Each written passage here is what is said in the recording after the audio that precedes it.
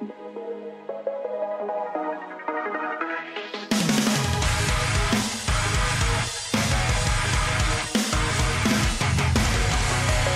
survive on the battlefield.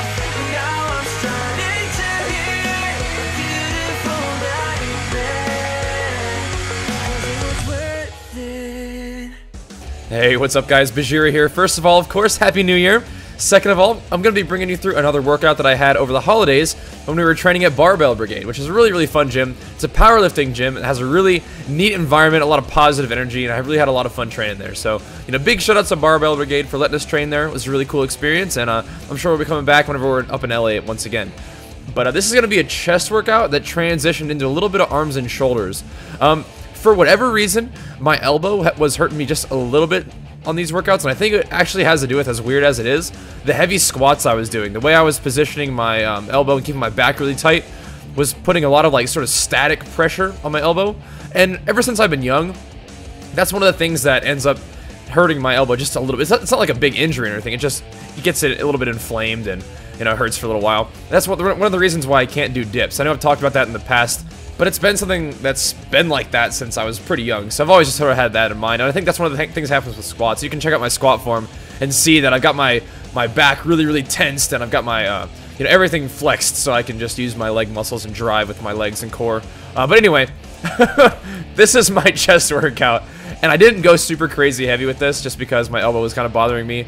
It's not like it was gonna snap or anything. It was annoying, and I didn't want to have any sort of imbalances, and you can see it kind of affected my later lifts, but whatever. Still had a fun workout. The way I generally do my workouts, and this is something that you guys can keep in mind if you want to, I feel like I talk about this fairly often, but I'll mention it again. Usually how I do my workouts is a ladder up style kind of thing.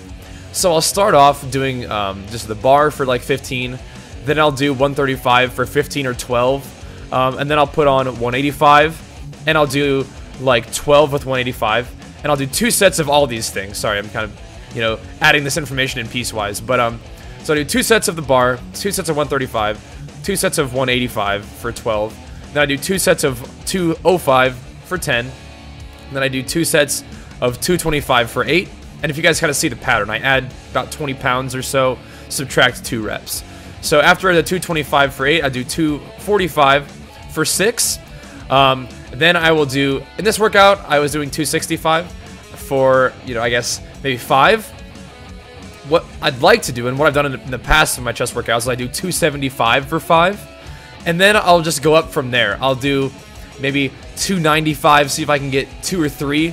It all depends on how I'm feeling that day. Sometimes I'm feeling really strong, and I can get that 295 for 3, sometimes only 2. Sometimes that's the most that I'm going to do. Sometimes that's like a 1 rep max, all depending on how I feel that day.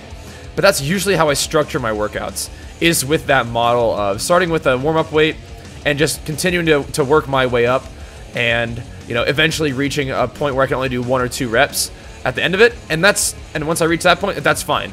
And usually when I talk about going for 1 rep maxes, that's not my true max. That's just the most that I've done, because I usually do my workouts that way. My main focus is on growth, on putting in lots of volume, so I'm not going to be getting gigantic lifts if I'm, doing a ton of volume before that. But that's okay with me. If I ever wanted to do more of like a powerlifting style where I don't do as many volume sets on the way up and I really focus on getting those big lifts, or I focus on, staying within like a 3 rep range, or 2 to 5 rep range, I could do that. But right now I really am focused on, getting a lot of quality volume, and I feel like my workouts really start once I hit that 8 rep range, because I know the 8 to 12 is like a good hypertrophy rep range, but in terms of my main compound lifts for my workouts, I usually try to use that and use those lifts as the time where I can build a little bit more strength, because I do secondary exercises like these, so they had an incline setup, but since my elbow was hurting, I was like, I'm gonna try dumbbells and see if that feels any different. And I was doing them really light just because, just wanted to stay warm and get a little bit of muscle movement in there.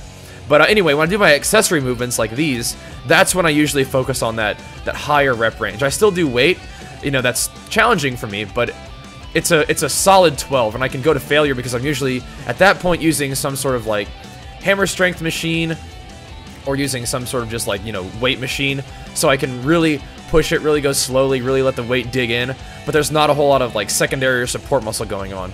But that's usually how I structure my workouts, and I do the same thing for my incline presses. My incline, I usually do the same style, maybe just not as much volume because I've already done a lot on the flat bench. But I do try to get at least some good sets where I do sets of 12, sets of 10, sets of 8, and sets of 6.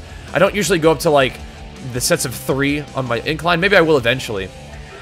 But that's how I like to structure my workouts. I do at least 2 sets at every sort of weight tier, and then that's within a certain rep range, and then I will increase the weight for the next set, and I will decrease the number of reps I do at that weight tier. And that's how I do my squats, that's how I do my deadlifts, and that's pretty much what anchor my workouts, is I build all my workouts around some sort of compound movement. For legs, it's squats.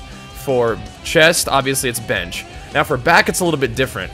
With back, I actually start off doing secondary stuff like, you know, like machines, like lat pull downs.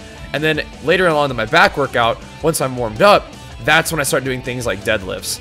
I've also been doing some bent over rows. I feel like all those exercises are things that I haven't done enough of, but I need to do more. And those are the ones that I end up doing a more ladder style with, any sort of compound movement.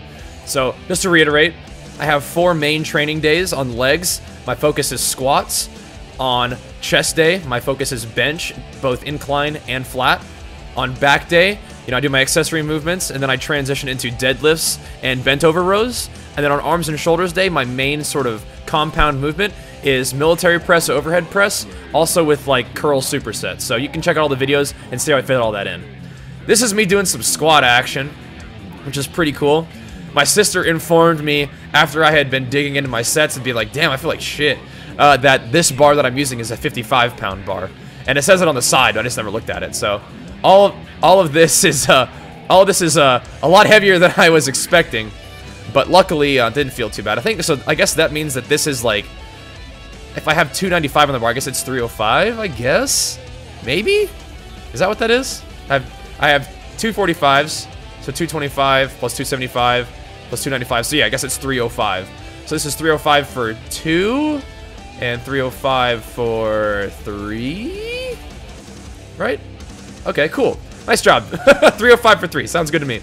Excellent.